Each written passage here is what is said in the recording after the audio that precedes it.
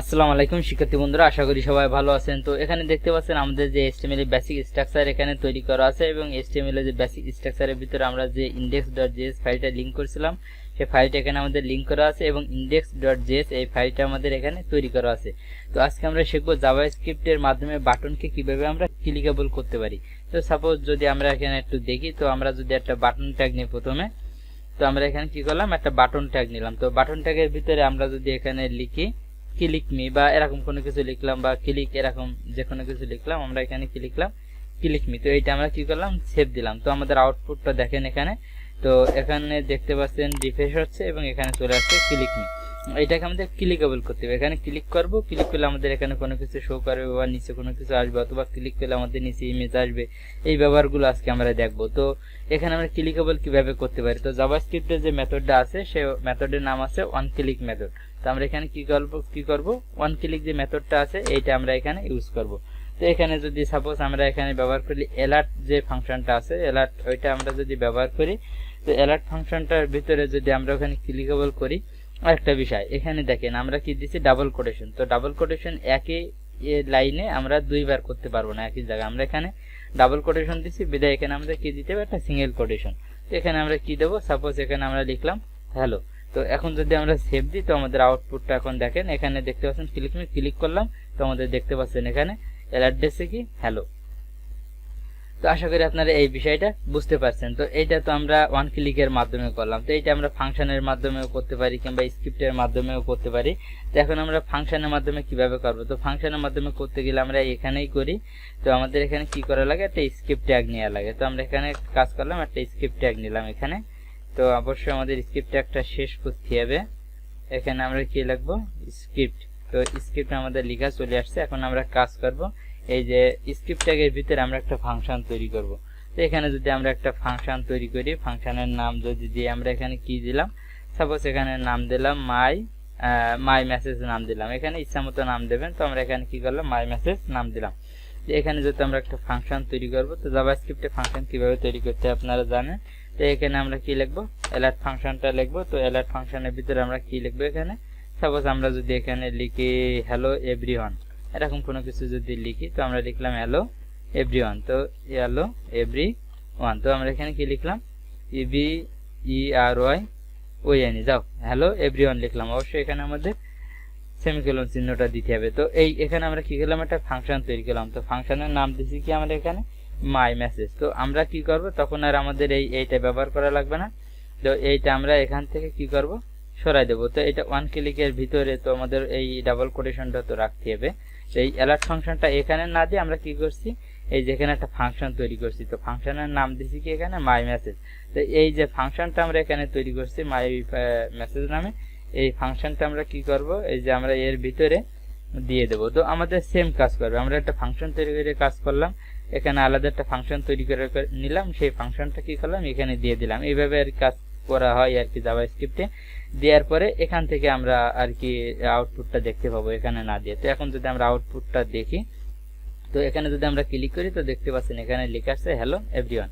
তো এটা তো আমরা কি করছি, HTML ফাইলের ভিতর স্ক্রিপ্ট ট্যাগ নিয়ে আমরা তৈরি করছি। তো আমরা একটা কাজ করতে পারি, এখান থেকে আমরা এইটা কপি করে নিয়ে আমরা জাভাস্ক্রিপ্টের এই কোডটা করব। তো জাভাস্ক্রিপ্টে যখন করব সেক্ষেত্রে আমাদের স্ক্রিপ্ট ট্যাগটা দেওয়া লাগবে না, এটা আর কি আপনারা সবাই জানেন। তো সেক্ষেত্রে আমরা কি করবো, এখান থেকে সব ডিলিট করে দিলাম। এখন যদি আমরা সেভ দিই, তো আমাদের দেখতে পাবেন আউটপুটটা সেম কাজ করছে। তো আমরা এখানেও সেভ দিছি, এখানেও সেভ দিছি।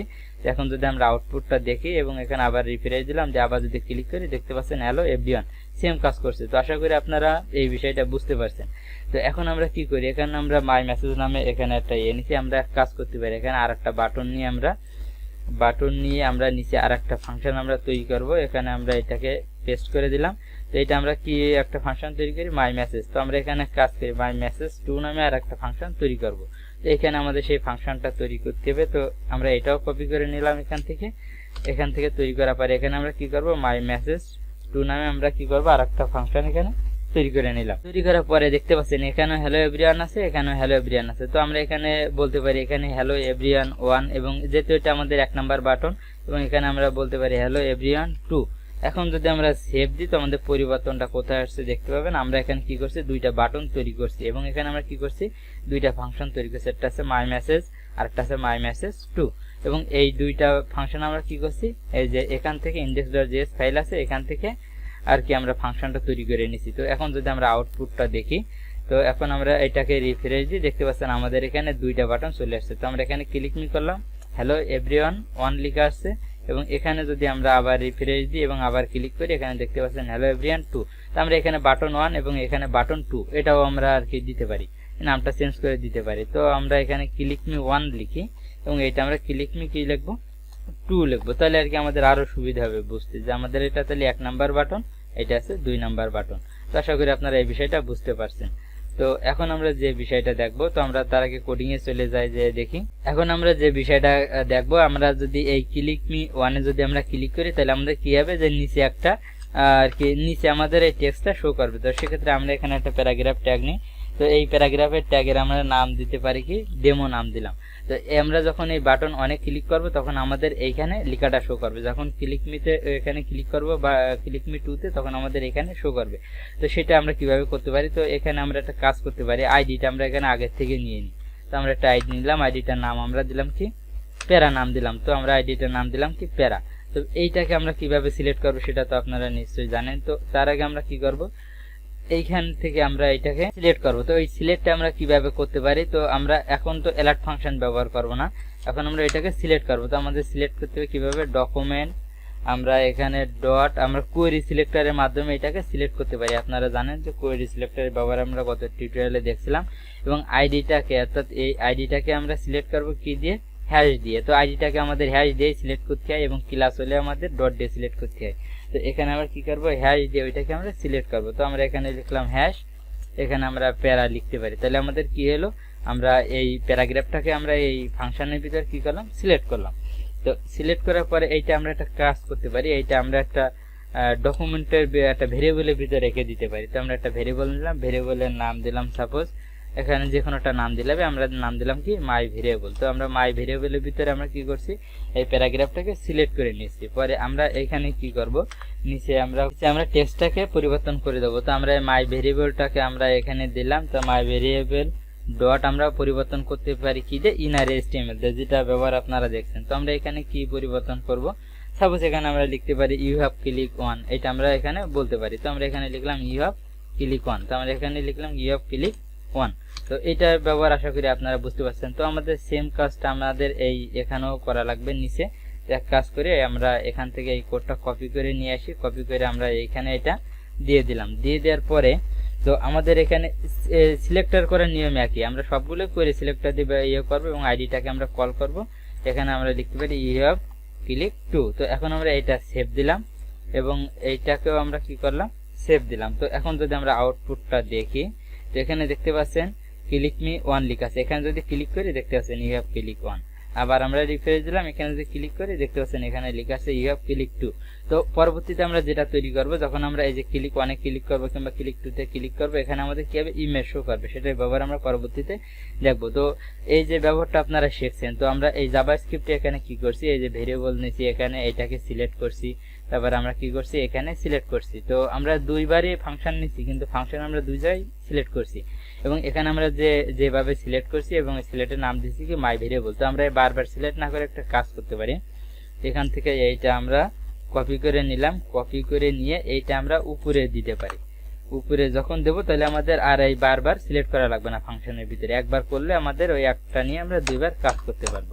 এই যে একবার প্রথমে আমরা কি করছি, এখানে আমরা আইডিটাকে সিলেক্ট করে নিছি, পরে ওই আইডিটাকে ধরে আমরা এখানে কি করছি, পরিবর্তন করছি, পরে আমরা আবার এখানে আইডিটাকে সিলেক্ট করছি, সিলেক্ট করি এখানে আমরা কি করছি, এটাকে পরিবর্তন করছি। তো আমাদের কাজ সেম, তো আমাদের কোডিং এ সেম কাজ করবে। এখানে ক্লিক নিতে ক্লিক করলে ইউ হ্যাভ ক্লিক 1, এখানে ক্লিক করলে ইউ হ্যাভ ক্লিক 2।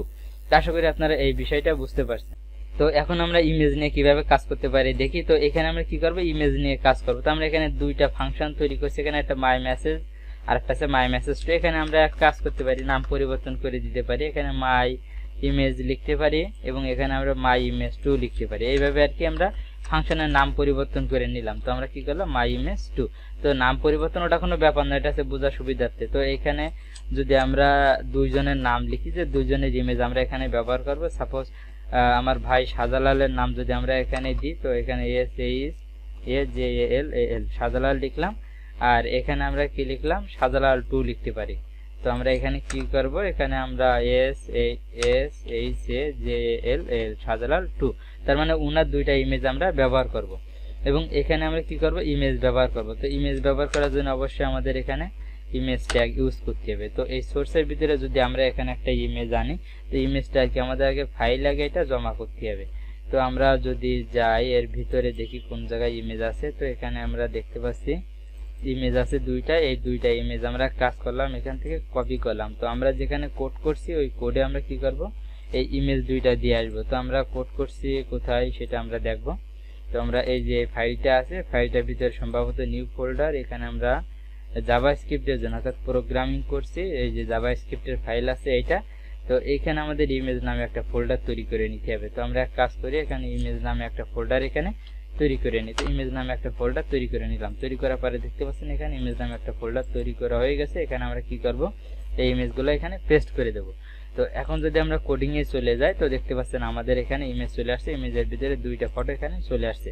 তো এখানে আমরা সোর্স হিসেবে যদি দিই, এখানে সোর্স হিসেবে যদি আমরা দিই, এখানে আমাদের ইমেজ ফোল্ডার আছে। তো আমরা কি করব, এই যে ইমেজ ফোল্ডারের ভিতরে আমাদের কি আছে, এখানে ইমেজের একটা নাম দিতে হবে। তো আমরা এখানে দেখি, এখানে আছে খান, প্রথম ইমেজটা যদি আমরা দিই এখানে, তো আমরা এখানে লিখবো কি, প্রথম যেটা আছে এই যে এটাকে আমরা এখানে সিলেক্ট করলাম। কোনো কারণে যদি ইমেজ শো না করে তাহলে এখানে এই নামটা শো করবে। তো এখানে মনে করেন একজনের নাম আছে, তো আমরা এখানে কি দিলাম, নেম, অর্থাৎ আমরা এখানে বলে দিলাম যে একজন এখানে নাম আছে। তো এখন আমরা কি করলাম, এটা সেভ দিলাম। তো এখন যদি আমরা আউটপুটটা দেখি, তো এখন এখানে দেখতে পাচ্ছেন ইমেজ কোনো কারণে শো করছে না, কারণ কি, এখানে সোর্স, এখানে ইমেজের ভিতরে এইটা, তারপর এখানে ওয়াল্টার নেম এখানে আছে। এবং এই ফাংশন তো আমরা এখন আর কি করিনি, ফাংশনটা আমরা পুরো কাজ করি। এখন এটাকে আমরা কমেন্ট করে দিই।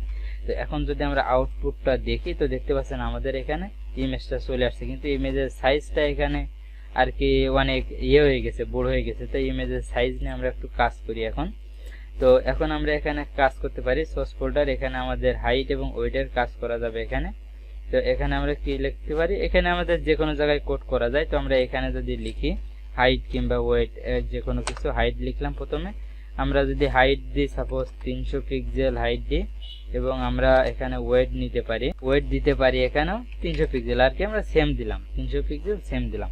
এখন যদি আমরা সেভ দিই, তো এখন আর কি আমাদের আউটপুটটা দেখেন কেমন দেখাচ্ছে। দেখতে পাচ্ছেন আমাদের এই ইমেজ এখানে শো করছে। তো ইমেজটা উপরে চলে আসছে। তো আমরা এখানে একটা ব্রেক ট্যাগ ইউজ করতে পারি, এখানে এই যে বাটনের নিচে এখানে আমরা একটা কাজ করতে পারি, একটা ব্রেক ট্যাগ ইউজ করতে পারি।